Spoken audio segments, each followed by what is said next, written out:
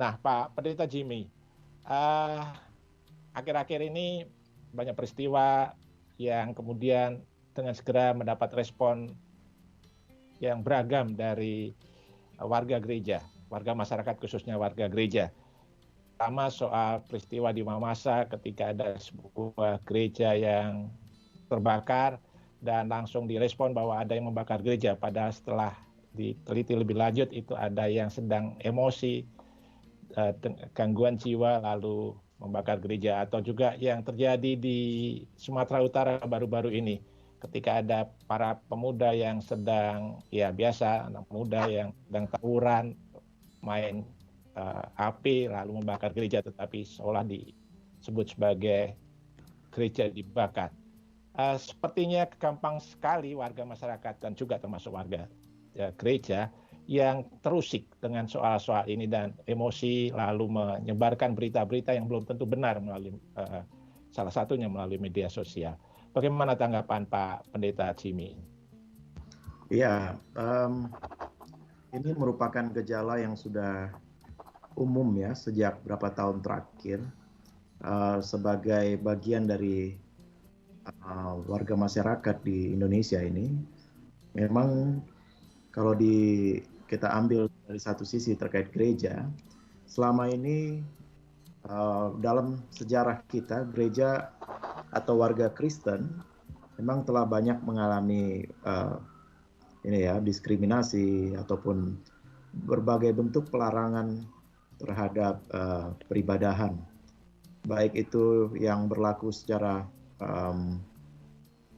legal, yaitu di gereja-gereja yang sudah mendapatkan izin dan juga ada badan hukum dan seterusnya, maupun juga yang masih di rumah ataupun dalam bentuk pos-pos PLKes ataupun bakal pos dari gereja itu. Jadi memang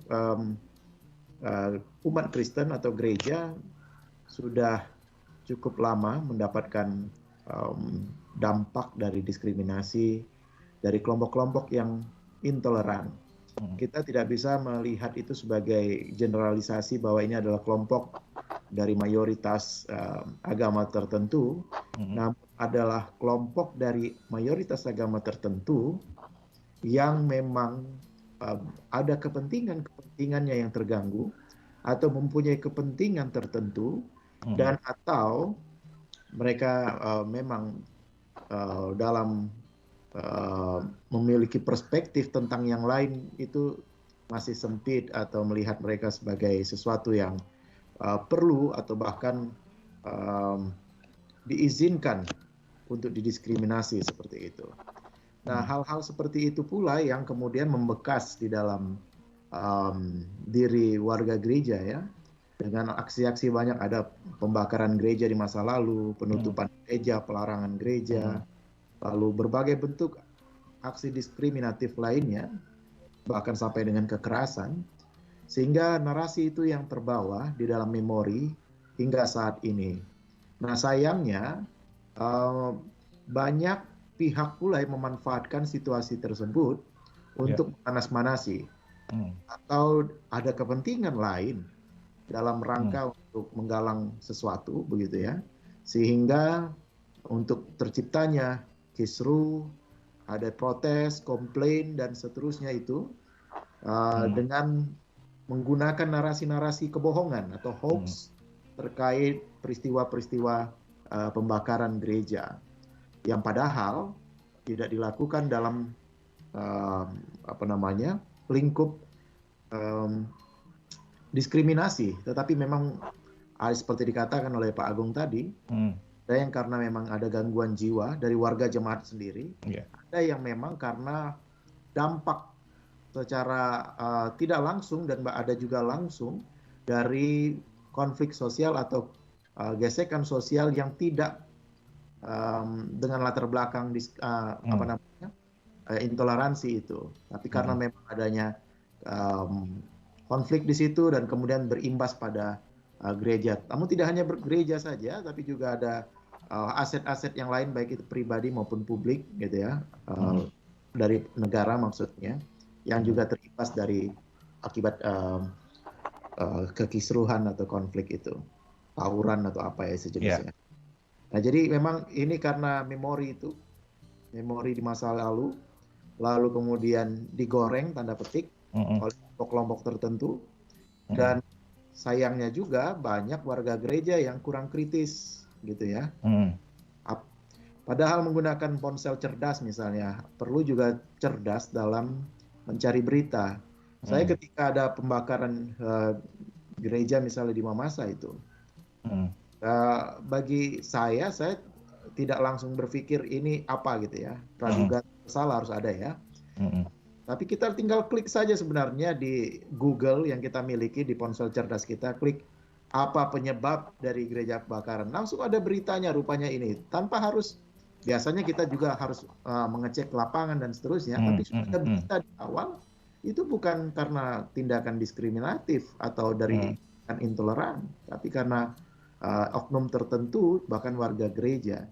Nah, sayangnya banyak tuh, ribuan bahkan yang mendukung berita tentang bahwa ini gerakan intoleran yang melakukannya. Dan itu saya lihat itu warga-warga gereja yang termakan gorengan itu ya, asutan itu, dan karena memori sebagai kelompok ini, sindrom sebagai minoritas ini, padahal tak perlu ada seperti itu. Perlu kita semakin kritis, dan jika memang itu terjadi dalam tindakan yang disebut diskriminatif atau intoleran, kekerasan, ekstremisme, radikalisme dan sebagainya, gunakanlah jalur yang benar yang menjadi pegangan bersama kita, yaitu hukum kita, baik itu secara positif, hukum positif, maupun juga yang bisa berlaku sebagai sifatnya kontrak sosial kita, konsensus bersama kita. Kita lihat apa, kita pakai di situ. Ini kejadiannya seperti ini, apa yang upaya yang harus dilakukan, pendampingan yang harus dilakukan seperti apa, sehingga tidak semakin melebar kemana-mana dan justru menyebabkan konflik-konflik yang lain atau kebencian pada sektor-sektor yang lain. Oke, Pak. Jadi kalau dari apa yang Pak Pendeta Jimmy sampaikan, ada memori panjang tentang toleransi, intoleransi, diskriminasi yang tersimpan dalam diingatan warga, khususnya jemaat, sehingga ketika ada peristiwa itu dengan mudah emosi itu muncul ya. Nah, lalu apa peran dari gereja untuk mengatasi hal tersebut? Tapi jangan dijawab sekarang, Pak, karena ada pesan-pesan yang akan lewat berikut ini. Ya, sahabat RPK, kembali lagi bersama saya di acara Salemba 10, sebuah acara hasil kerjasama RPK FM dengan Persekutuan Gereja-Gereja di Indonesia. Bersama kali ini dengan Pak Pendeta Jimmy. Tadi obrolan di awal tadi, Pak Pendeta Jimmy menyampaikan beberapa hal yang menyebabkan warga masyarakat, khususnya juga jemaat, yang gampang tersulut emosinya ketika ada berbagai peristiwa tentang perusakan gereja atau hal-hal yang lain yang belum tentu terkait dengan peristiwa-peristiwa toleransi atau diskriminasi, tetapi karena ada memori panjang dan mudah tersulut emosinya ketika hal-hal tersebut terjadi. Terlebih lagi di tengah pandemi yang sekarang ini, yang tentu saja menambah pergumulan warga dan juga jemaat. Lalu bagaimana peran gereja untuk mengatasi hal tersebut, Pak Jimmy? Ya, peran gereja ini idealnya gitu ya. Artinya ada sebagian yang sudah dilakukan, terutama yang dilakukan PGI sendiri juga. Adalah kemudian terakhir itu memberikan rilis siaran persnya terkait ajakan untuk cerdas juga bermedia sosial gitu ya. Dalam arti kalau kita melihat situasi terkini itu banyak perang di udara ini terkait pesan-pesan yang sulit kadang-kadang kita filter mana yang benar, mana yang tidak, seperti itu. Alangkah baiknya kita tidak mudah segera memberikan komentar yang reaksioner ya, reaktif. Misalnya ada, wah ini terbakar, langsung kemudian, wah inilah karena ini presiden kurang ini, wah polisi kurang ini, apalagi juga mengatakan PGI di mana suaranya gitu kan. Ya, artinya jangan mudah untuk bereaksi jika kita tidak mendapatkan informasi yang cukup untuk satu isu atau fenomena atau kejadian tertentu. Yang kedua, jangan mudah pula meng-share atau membagikan sesuatu yang kita belum yakin kebenarannya. Jika itu memang tidak berfaedah, tidak memberi kemanfaatan bagi yang lain, dalam arti untuk sebuah kedamaian gitu ya, untuk sebuah klarifikasi, untuk sebuah keadilan dan seterusnya, janganlah mudah kita lebih jauh kemudian men-share. Terlalu mudah tangan ini, David, jempol kita ini atau yang lainnya untuk memudahkan pesan-pesan yang dapat itu langsung share ke grup, ke pribadi dan seterusnya. Itu sangat tidak dianjurkan. Lebih baik kita tentu harus sharing. Itu sudah menjadi hal yang paling basic di dalam bermedia sosial. Yang berikutnya, alangkah baiknya kita juga mencari tahu atau berkomunikasi dengan sumber utama atau pihak-pihak yang kredibel untuk memberikan penjelasan. Terakhir juga saya sampai keluar dari sebuah grup yang isinya intelektual Kristen sebenarnya, tapi di dalam grup itu selalu ada aja orang-orang dalamnya itu yang share begini dan begitu, dan terakhir itu yang pawai obor di Bogor gitu ya. Dibilanglah ini di Bogor terjadi ini penerobosan PPKM dan seterusnya. Ini gerakan mereka yang intoleran ini, semoga tidak terjadi klaster baru dan itu. Padahal seorang intelektual Kristen gitu ya, dan senior dari saya hormati begitu ya, ada berapa begitu. Dengan mudah men-share yang seperti itu, saya sudah jengah karena berturut-turut seperti itu.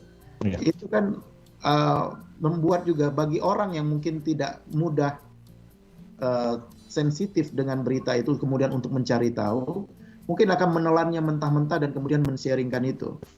Padahal itu berita itu adalah kejadian 2 tahun lalu sebelum pandemi, waktu sebelum pada masa Idul itu ya, Adha di tahun 2 tahun yang lalu gitu.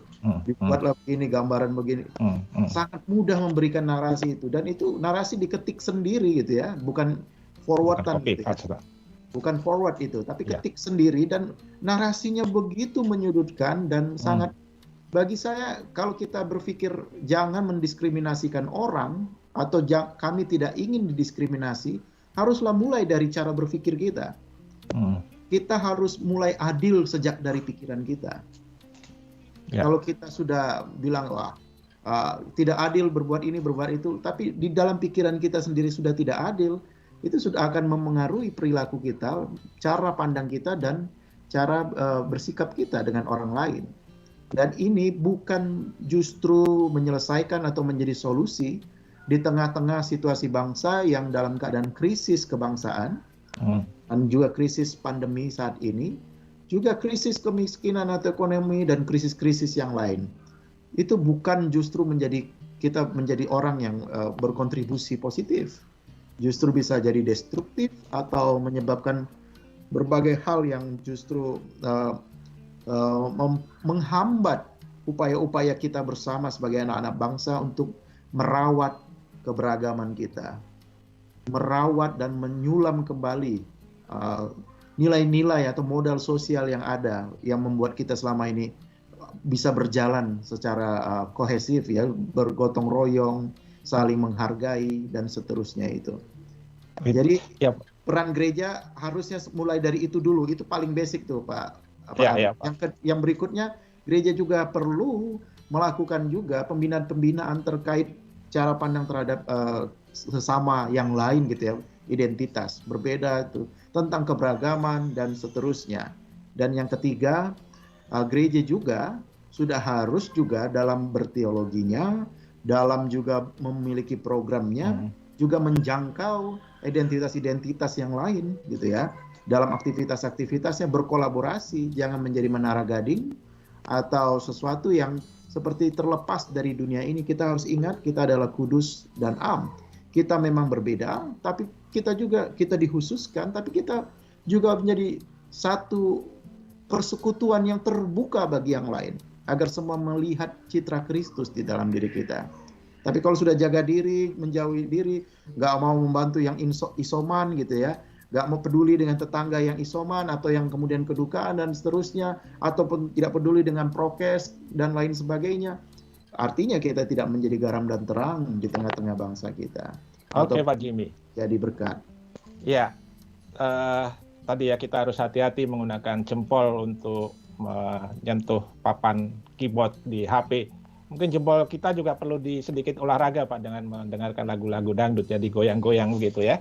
Oke, nah Pak Pendeta Jimmy, tadi di tengah keberagaman ini, gereja dituntut untuk lebih aktif berperan, khususnya di tengah-tengah masa pandemi ini. Tadi Pak Pendeta Jimmy juga sudah sampaikan untuk kita memperhatikan sekitar kita, apa yang bisa kita bantu. Di siaran dan bagi para sahabat RPK, jangan lupa kalau Anda juga bisa mengaktifkan jempol Anda untuk menyentuh papan HP Anda untuk mengajukan pertanyaan atau interaksi dengan kami di SMS atau WA Radio RPK di 0815 1804 3 kali. Pak Pendeta Jimmy, di acara Salemba 10 di Radio RPK beberapa minggu yang lalu, ada juga ajakan dari warga gereja untuk di tengah pandemi ini, gereja-gereja aktif untuk mengadakan persekutuan doa. Dan sepertinya PGI juga sudah melakukan persekutuan doa di minggu lalu dengan beberapa aras nasional, dan juga nanti di minggu ini ada juga organisasi kemasyarakatan yang bersama PGI akan mengadakan juga dukungan doa. Tapi seperti Pak Jimmy sampaikan, tidak hanya dalam bentuk doa saja, tetapi juga aksi-aksi yang kita bisa lakukan, gereja lakukan untuk warga gereja sebagai satu yang peduli kepada kehidupan. Nah, apa yang sebenarnya bisa kita lakukan di tengah pandemi seperti ini, Pak, selain kita berdoa? Sebagai wujud rasa kita menunjukkan juga cinta kepada sesama, cinta keberagaman. Ya, Pak Agung, ini selaras juga dengan isu tema kita tentang keberagaman ini ya. Gereja tetap gereja, baik itu secara kelembagaan maupun sebagai person ya, individu, sudah seharusnya kita memang menjadi inisiator perubahan, inisiator dalam membawa damai ya, dan juga inisiator untuk mewujudkan keadilan di sekitar kita. Dan dalam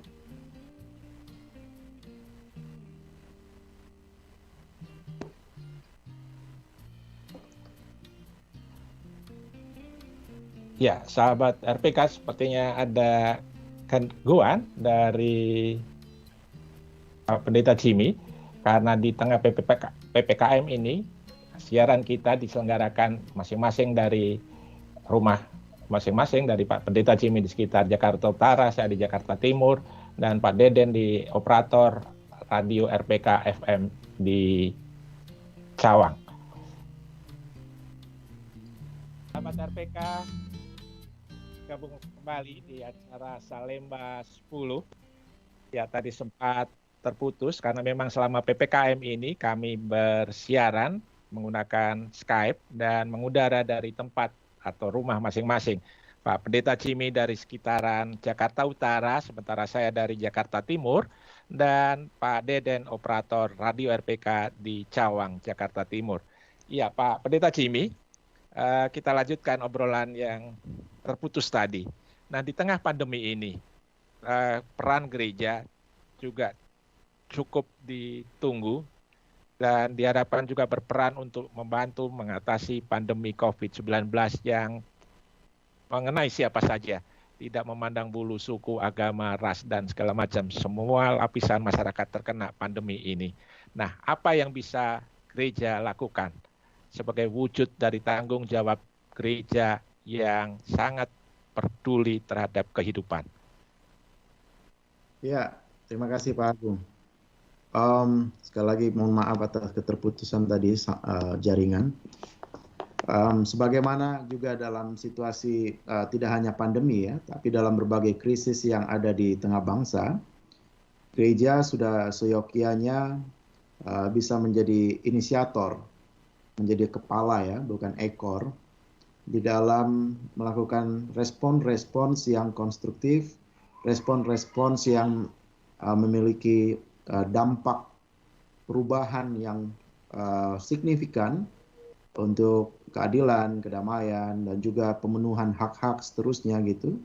Termasuk juga dalam situasi pandemi ini, selain untuk menggalang semangat itu ya, spiritualitas, pengharapan, dan juga doa-doa bersama itu, kita juga bisa melakukan aksi-aksi atau aktivitas diakonia yang mungkin bagi sebagian kita sudah melakukan di gereja-gereja, dan saya yakin ada di daerah-daerah juga sudah melakukan, karena ini juga terinspirasi dari yang dilakukan di daerah, adalah bentuk seperti memberi mereka makan atau gerakan 3M yang PGI juga sudah lakukan sejak awal pandemi, dan ketika PPKM ini kemudian melakukan kembali untuk menginspirasi atau mendorong gereja-gereja melakukan yang sama, yaitu memberi makan kepada mereka yang selama ini mengupayakan mencari makan di tengah jalan atau dari orang-orang lain yang bekerja di kantoran, yang dimana sampai saat ini banyak ditutup perkantoran dan juga dilarang usaha-usaha mereka, sehingga semakin sulit orang untuk memenuhi kebutuhan mereka. Untuk kebutuhan pokok saja setiap hari sudah semakin sulit, dan oleh karenanya gereja sudah harus tergerak untuk kemudian mengupayakan potensi yang ada di dalam gereja untuk melakukan diakonia, memberi mereka makan itu. Hal ini yang sangat krusial untuk dilakukan di tengah-tengah masyarakat saat ini.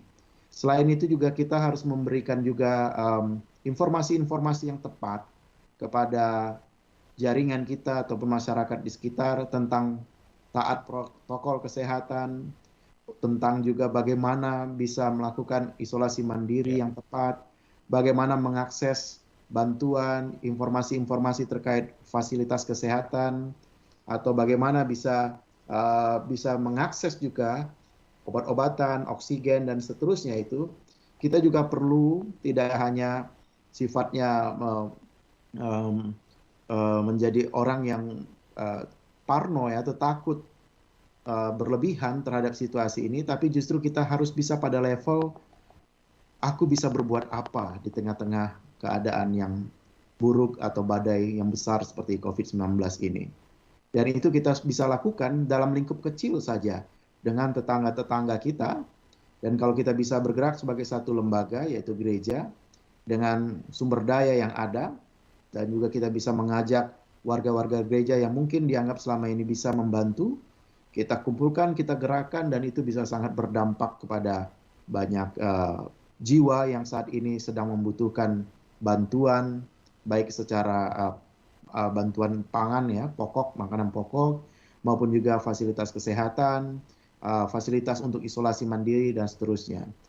Ini sungguh sukacita, ada banyak gereja saat ini, dan alangkah baiknya lebih banyak lagi gereja-gereja yang sudah menyiapkan fasilitas isolasi mandiri. Jadi ada juga yang sudah semi, bukan lagi isolasi mandiri, tapi juga sudah menyiapkan seperti yang dilakukan oleh gereja Protestan di Indonesia bagian Barat, GPIB, itu menyediakan itu seperti tidak hanya ruangan gitu ya di wisma dari sinode tersebut, tetapi juga ada tenaga kesehatan, ada obat-obatan, vitamin yang setiap hari terus dipantau kepada mereka yang isolasi di dalam wisma tersebut. Sudah semi-semi wisma atlet begitu ya. Jadi tidak hanya diberikan ruang terus silakan mau melakukan apa atau mengupayakan kesehatannya, tapi juga diberikan fasilitas-fasilitas seperti yang saya sebutkan. Dan saya yakin ada beberapa gereja juga yang melakukan hal tersebut, dan ini perlu kita ekspos juga supaya menginspirasi yang lain, menggerakkan yang lain, dan sekaligus juga menunjukkan kesaksian kita di tengah keadaan situasi seperti ini. Ya Pak, Pendeta Jimmy, terkait soal isolasi mandiri di gereja, kalau selain GPIB, Immanuel, ada juga GKI Pondok Indah dan GKP Kampung Sawah gitu Pak Pendeta Jimmy ya. Nah, ya.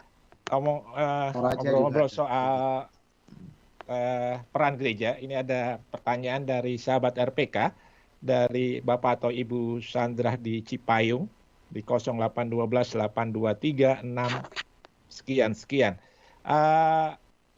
Menyikapi intoleransi antar umat beragama. Ditanyakan di mana peran PGI sebagai lembaga keumatan oikumene di nasional.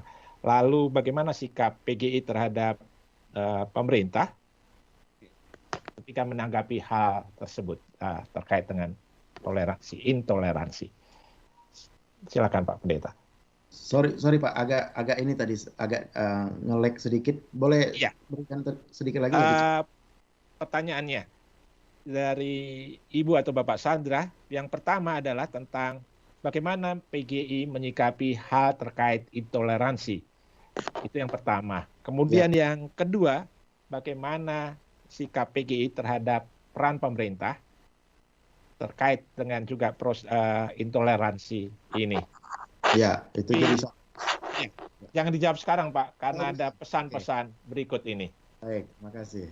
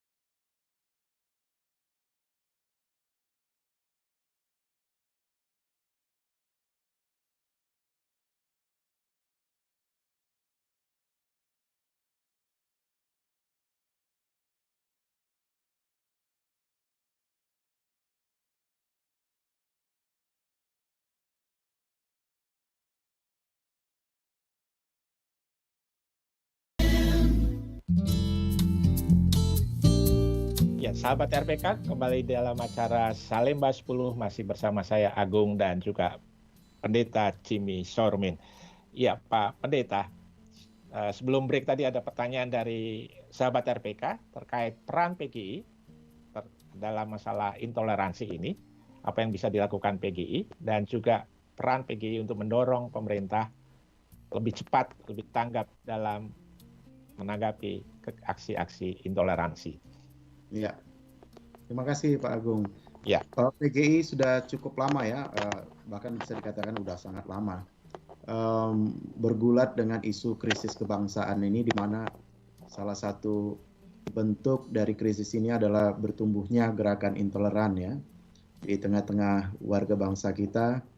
Dan dalam berbagai persidangan PGI bersama dengan gereja-gereja anggotanya yang ada 91 sinode menggumuli hal ini dan kemudian mengajak seluruh gereja anggota untuk mengadministrasikan program di dalam program kerjanya atau rencana strategis masing-masing sinode atau gereja untuk meletakkan ini menjadi konsentrasi atau fokus prioritas dalam kita mengupayakan agar gerakan-gerakan intoleran itu kemudian terkikis, atau dalam arti juga kita menjembatani adanya gap-gap atau segregasi yang ada di dalam masyarakat kita melalui program-program kerja kita, sehingga gereja berinisiasi atau menginisiasi dialog-dialog antar umat, melakukan aktivitas-aktivitas kemanusiaan bersama, berkolaborasi satu sama lainnya. Itu sudah harus menjadi bagian dari kita. Dan PGI juga sebagai lembaga aras nasional juga melakukan hal tersebut dalam program-program kerjanya yang memang mungkin sejauh ini tidak terlalu terekspos karena ada bagian-bagian tertentu sebagai sebuah metode gitu ya untuk menjaga kepercayaan juga di mana kita perlu melakukannya dalam ruang tertutup, dalam percakapan-percakapan yang tidak terbuka dalam publik, namun dalam upaya untuk menyelesaikan sebuah konflik, sebuah masalah, sebuah tekanan dan seterusnya kita lakukan itu terus. Dan kita juga melakukan berbagai bentuk pembinaan, berbagai bentuk advokasi terhadap yang selama ini terdiskriminasi atau mendapatkan tindakan-tindakan intoleran dari warganya. Kita juga mendampingi baik secara litigasi maupun juga non litigasi sudah dilakukan. Demikian juga dalam media kita juga mengangkat isu-isu narasi kedamaian, narasi keadilan gitu, lewat meme, video, lewat berita-berita, artikel dan seterusnya. Dan memang ini tidak bisa hanya dititik beratkan hanya pada PGI. Itu yang pertama. Karena Indonesia ini jauh lebih luas dari apa yang kita pikirkan dan PGI tentu dengan yang juga terbatas dan juga jaringan yang perlu dikembangkan kembali dan di mana juga gereja-gereja harus juga, karena kalau kita bicara PGI ya artinya gereja-gereja yang juga terhisap dalam gerakan oikumene ini atau perahu bersama oikumene ini juga harus menjadi peran, menjadi label bagi kita semua bahwa kita adalah PGI, kita adalah gereja-gereja di Indonesia yang mau mewujudkan, berjuang bersama tanpa harus pada akhirnya ada yang saling menjatuhkan, ada yang tidak peduli dan satu sama lain sudah tentu menjadi bagian dari kehidupan kita, pasti ada yang kurang ya. Dan justru karena ada yang kurang itu kita saling melengkapi dengan hal-hal yang artinya diskusi-diskusi yang konstruktif gitu ya, yang bisa membangun kekayaan kita, pemahaman kita, klarifikasi, verifikasi, dan seterusnya berbagi informasi yang membuat kita sebagai satu tubuh ini, anggota tubuh Kristus ini, semakin solid, semakin menyatu gitu dalam gerakan bersama ini. Nah, jika kita tidak bisa solid dan kuat dalam hal seperti itu, maka pada akhirnya seperti yang terjadi akhir-akhir ini, dihembus oleh kelompok ini, dihembus kelompok itu, mendapatkan berita ini dan berita itu akan mudah juga kita terhasut dan ikut malah menyebarkan berita-berita yang kurang pas dan bahkan menyudutkan PGI sebagai lembaga bersama kita. Yang kedua yang kita lakukan oleh PGI pada pemerintah, juga PGI berulang kali bahkan ya dalam setiap kesempatan bertemu dengan pihak-pihak pemerintah maupun ketika kita perlu menyurati, tidak pernah lepas dari permintaan atau ajakan untuk bersama-sama berkolaborasi, bersinergi dan dalam membangun bangsa ini dalam keadaan adil dan damai. Ya, jadi tidak hanya bicara damai, karena damai tanpa keadilan itu absurd, itu sesuatu yang mengada-ada gitu. Tapi kita minta itu keadilan terhadap saudara-saudara yang dalam beribadah, di mana itu menjadi haknya yang tertuang atau terfasilitasi, yang terlindungi, yang sudah pasti di dalam konstitusi kita dilindungi oleh negara seharusnya. Dalam arti ini pemerintah sebagai aparaturnya sudah harus melakukan itu. Kita memohon itu terhadap persoalan-persoalan kemanusiaan di Papua, di Sulawesi, di Sumatera, Kalimantan, di Jawa, dimanapun. Kita juga menyurati, udah begitu banyak. Dan memang ini menjadi tugas penting dari PGI saat ini adalah secara media komunikasi atau pihak komunikasi PGI harus kemudian lebih terus ya mengangkat itu, mengendorse terus apa-apa yang sudah kita lakukan.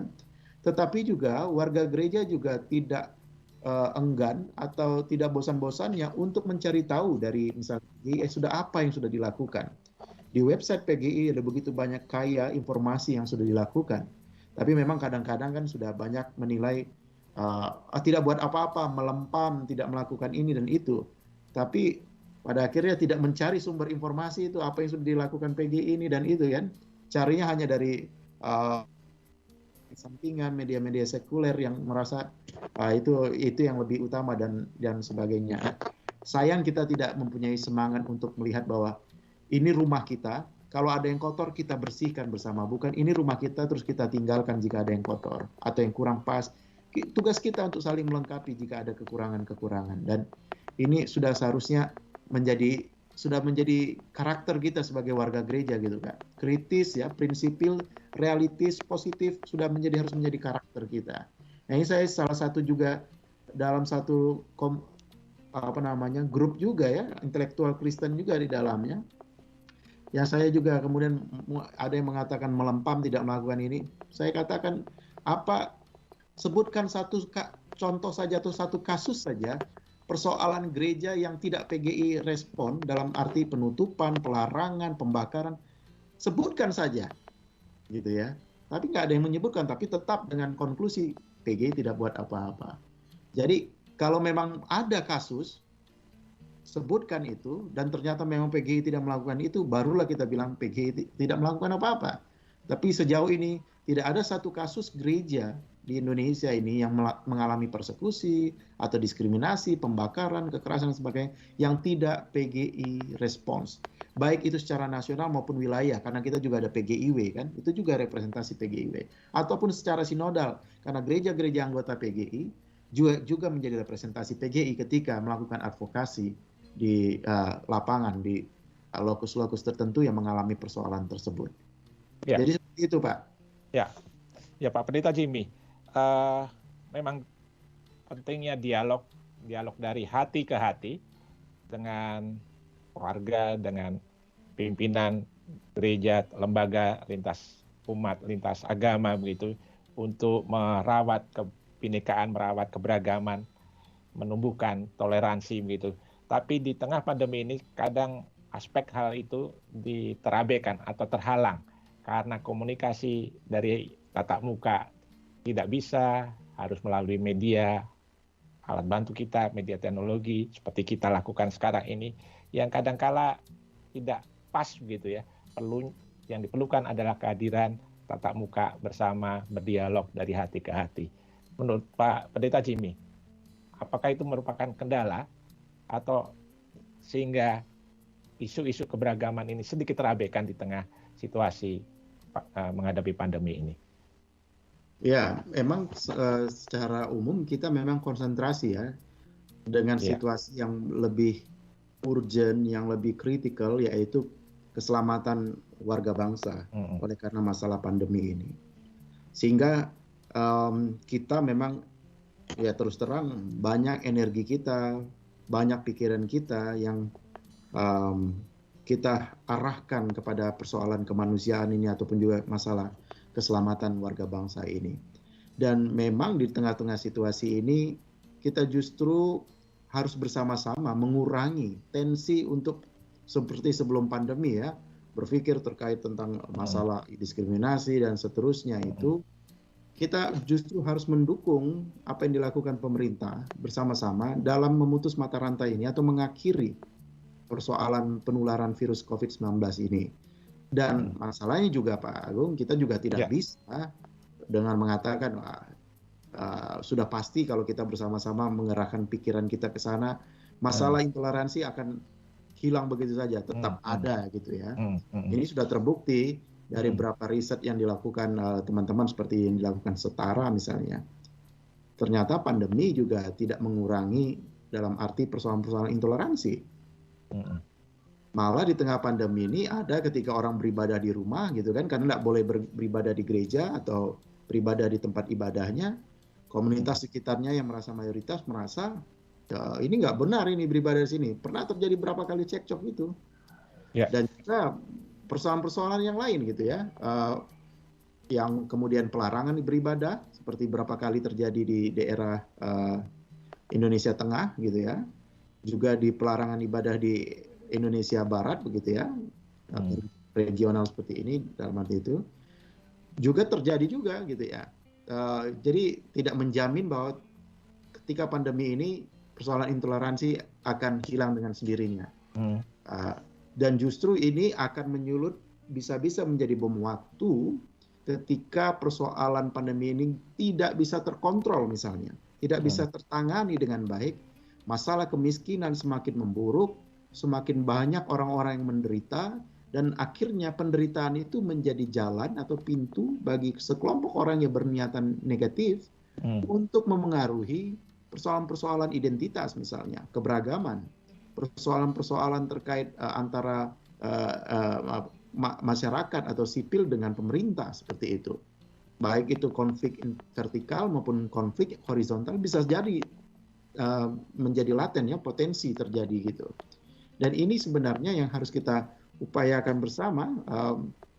Kita tidak bisa menutup mata bahwa kita tetap harus membagi perhatian pula terhadap upaya merawat keberagaman, upaya untuk terus menjunjung tinggi nilai-nilai keadilan dan kedamaian, ya, yang berdasarkan Pancasila tentu sebagai warga bangsa ini. Dan itu terus kita tekankan sehingga tidak ada istilah kalau terjadi ini ya sudah lupakan dulu. Enggak, itu justru kita harus tetap konsisten. Hidup kita ini tidak hanya soal kesehatan saja, tapi juga soal kesatuan kita sebagai satu bangsa, soal ekonomi, soal pendidikan, soal-soal yang lain itu tetap harus kita emban bersama sebagai warga bangsa dan sebagai gereja yang diutus Tuhan di tengah-tengah Nusantara ini. Seperti itu, Pak. Ya, Pak. Terima kasih, Pak Pendeta Jimmy. Sebuah penutup dari Pak Pendeta Jimmy bahwa di tengah pandemi usaha-usaha untuk merawat keberagaman, usaha-usaha untuk merawat nilai-nilai Pancasila dan mewujudkannya itu adalah hal yang utama dan tidak boleh terlupakan. Demikianlah perbincangan kita malam ini di acara Salemba 10